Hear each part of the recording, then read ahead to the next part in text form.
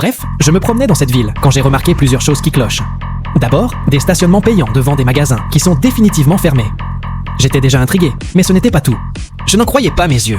J'étais choqué de constater qu'un eurodateur avait même été mis en place devant le Secours catholique et la Banque alimentaire, qui a depuis mystérieusement disparu. Il faut dire que ça faisait tache dans le décor. En poursuivant ma promenade, j'ai remarqué des déchets éparpillés, ce qui m'a interpellé. J'ai appris que plus de 50 agents municipaux avaient démissionné, et même des personnes de l'entourage du maire. Je décidai d'aller plus loin.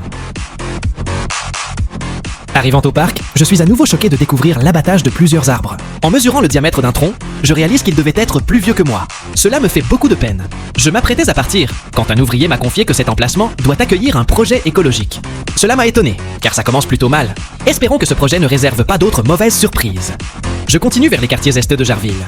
Je découvre les vestiges d'un ancien centre d'hébergement d'urgence. Je suis étonné par son emplacement. En discutant avec des habitants, ils m'informent qu'une future aire d'accueil pour les gens du voyage va voir le jour un peu plus loin. Curieux, je décide donc de m'y rendre. Arrivé sur place, je suis stupéfait de constater à quel point ce futur projet est proche du quartier prioritaire de la ville. Je me pose des questions sur les choix qui ont été faits, quand soudain, une voix retentit. Pas boisé? Pas boisé, vraiment? Et d'ailleurs, si on allait jeter un coup d'œil du côté de chez Monsieur le maire? Eh ben, dis donc, autre quartier, autre ambiance. Je découvre qu'un parc de 5 millions d'euros est en pleine construction.